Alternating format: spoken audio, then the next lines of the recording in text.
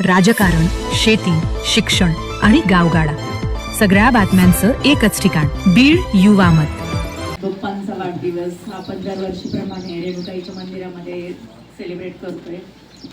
सगळ्यांना आज सगळ्यांकडून बाप्पांना खूप खूप शुभेच्छा आपण आपल्यातर्फे आपल्याकडून बाप्पांना आपण देतोय.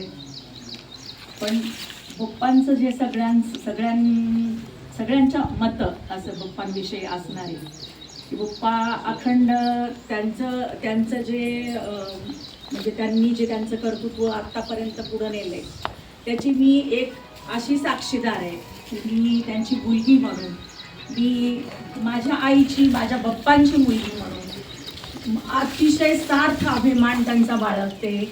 आज बीड जिल्ह्यामध्ये, आज केज तालुक्यामध्ये जिथं कुठं जे कुणी अगदी मुंबईत आम्हाला, मुंबईत पुण्यात कुठेही साधं आता माझी मुलं इकडे तिकडे फिरताना करताना त्यांच्या कामांमध्ये व्यस्त असताना भलतंच असं कुणीतरी भेटतं आणि कुठला नागरगोजे म्हणल्यावर तू कुठला आहेस किंवा काय असं होतं.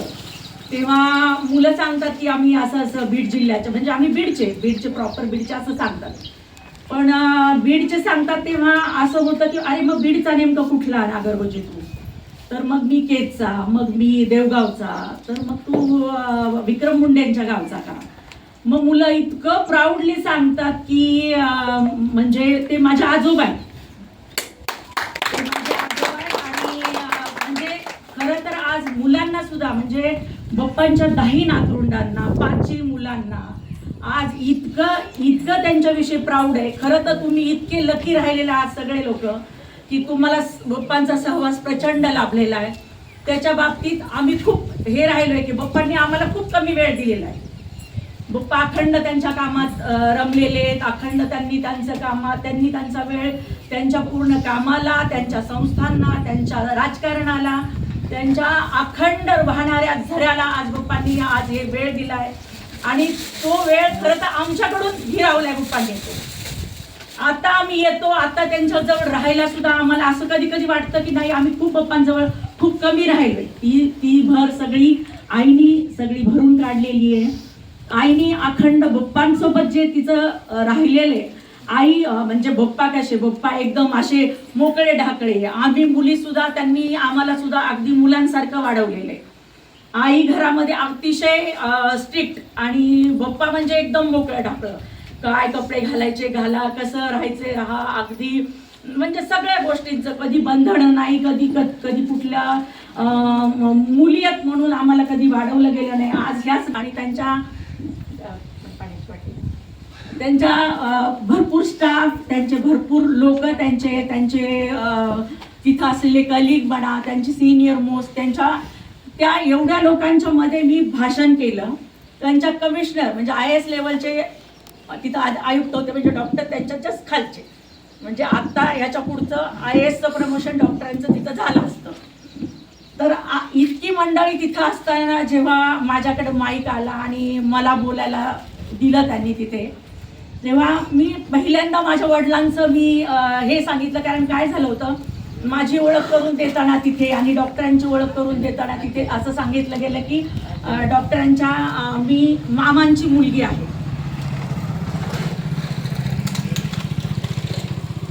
मी मामाची मुलगी आहे. तर तिथले जे कमिशनर होते त्यांना इतकं वाटलं की म्हणजे एक अध्यक्ष पदाला, झेडपीचे अध्यक्ष असलेले ह्या मॅडमचे वडील आहे, आणि म्हणजे त्यांनी आम्हाला इतक्या गोष्टी तिकडे म्हणजे त्यांनी स्वतःच्या भाषणामध्ये त्यांनी प्रचंड कौतुक केलं की एक एवढा खेड्यातून आलेला मुलगा आज एवढ्या मोठ्या जागेवर आज तिथे कार्यरत आहे, मंत्रालयात डॉक्टरांनी काम केलं. म्हणजे आज बाप्पांच्या आशीर्वादाने मी सांगेल की म्हणजे इतक्या मोठ्या गोष्टी आमच्या आयुष्यात आज आहेत फक्त त्यांच्यामुळे. आज त्यांनी जे हे सगळं आज विश्व उभा केलंय, हा वटवृक्ष त्यांनी उभा केलाय, याचा आम्हाला सार्थ अभिमान आहे.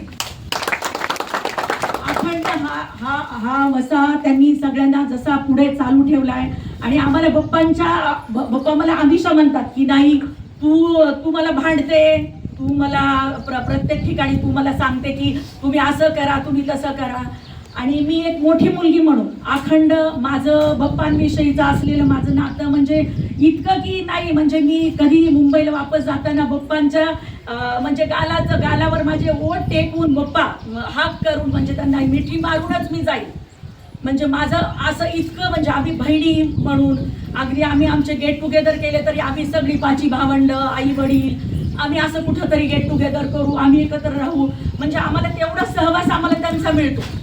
एवढं म्हणून खरं तर आज मला माझ्या वडिलांना आज अभिष्ट चिंतन करायचे. त्यांना रेणुकाईच्या कृपेने त्यांना 100 वर्ष आयुष्य लाभो, अखंड त्यांनी अखंड राहो, त्यांचा हे वटवृक्ष असंच अतिशय मोठं होत जावो अशी मी अगदी रेणुकाई चरणी आणि माझ्या बांधवांच्या पुढे आज मी बप्पांना खूप मोठे म्हणजे होण्याची हे देते. मुलगी आई असते तशी मी माझ्या बप्पांची लेक आहे आणि आई सुद्धा आहे. तर थँक्यू सो मच.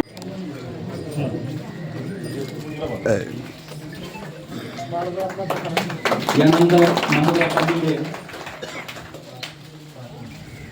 यांचा सत्कार या ठिकाणी मी ठोंबरे सरांना विनंती करतो की त्यांनी मार्गदर्शक सत्कार करावा.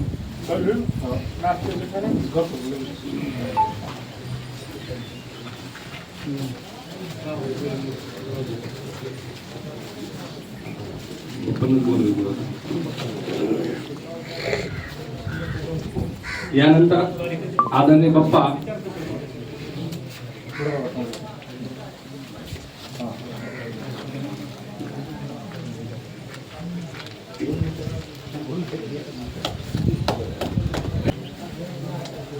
आज 15 ऑगस्ट आणि आज बप्पांचा वाढदिवस आहे. इथं व्यासपीठावर आदरणीय सगळे जे अतिथी बसलेले आहेत आणि सगळे इथं सहकारी जे जमलेले आहेत. मी फार नाही बोलणार आहे, पण आता सुरेखाताईंनी जसं सांगितलं की बप्पांनी मुलगी म्हणून त्यांना कधी असं कुठल्याही बंधनामध्ये न ठेवता वाढवलेलं आहे. ते सुरेखाताईंच्या वाक्याला पुढे मी हे सांगते की त्यांनी सुनांनाही कधी कुठल्याही बंधनामध्ये वाढवलेलं नाही. आणि आज मी इथे उभी पण राहिलीये, माझे बाबा पण आहे तिथे. मी त्यांचे पण आभार मानते की त्यांनी सुद्धा मला म्हणजे घडवण्यामध्ये त्यांचा सुद्धा खूप मोठा हात आहे. पण माझ्या लग्नानंतरच्या आयुष्यामधलं मला इथपर्यंत उभा करण्यामध्ये सगळ्यात मोठा हात जर कोणाचा असेल तर ते व्यक्ती आहेत की बप्पा. मी आज इथे उभी राहून हे बोलत होते त्याच्यासाठी फक्त 2च गोष्टी कारणीभूत होते. एकतर त्यांनी माझ्यावर ठेवलेला विश्वास, जे आजपर्यंत म्हणजे कुठल्याही गोष्टीसाठी त्यांनी मला कधी प्रश्न विचारलेला नाहीये किंवा हे का असं किंवा हे, तर त्यांनी जो माझ्यावर विश्वास ठेवलेला आहे तो एक कारण आहे. आणि दुसरं कारण जर कुठलं असेल की त्यांनी मला एकच गोष्ट शिकवली किंवा नेहमी काम करत असताना ते सांगायचे की निर्णय घ्यायला शिक. आणि मला वाटतं ते निर्णय घेताना कदाचित मी चुकली पण असेल, कारण शेवटी मी पण माणूसच आहे. आणि माझ्या हातून कुठली चूक झाली असेल किंवा माझ्याकडनं तुम्ही कधी चुकूनही दुखावले गेला असाल तर मी त्या गोष्टीसाठी तुमची क्षमा मागते. म्हणजे मुद्दाम म्हणून तर कधी त्या गोष्टी केलेल्या नसतील, पण चुकून जर झालं असेल माझ्याकडून तर मी त्याच्यासाठी क्षमा मागते.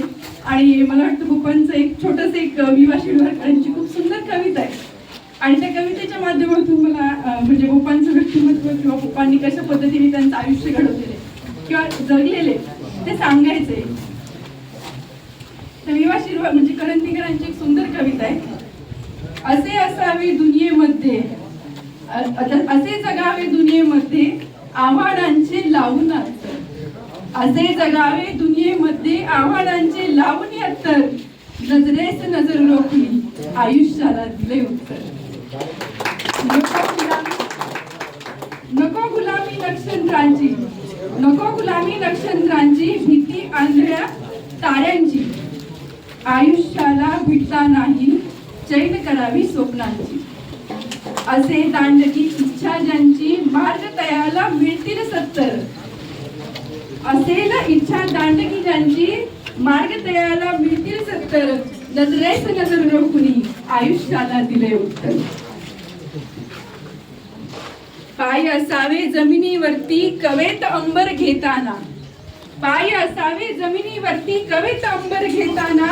हसू असावे ओठांवरती काळीच काढून देताना. संकटातही ठणकावून सांगावे आता ये बेहत्तर. नजरेस नजर रोखुनी आयुष्याला दिले उत्तर. करून जावे असे काही दुनियेतून जाताना.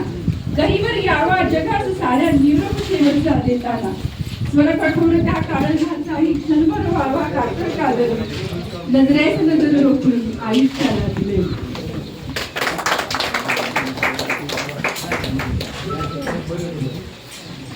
खूप सुंदर मॅडम. आणि आता सर्वांनी नाश्ता करावा. आभार प्रदर्शनी सर्व मीच मानतो. काकड सरांना विनंती त्यांनी लोकांना सत्कार करावा.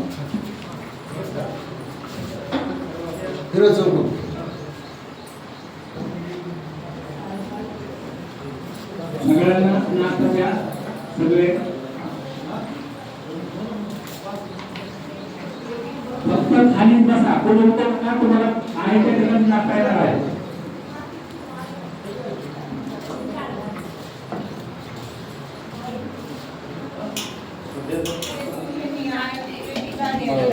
काय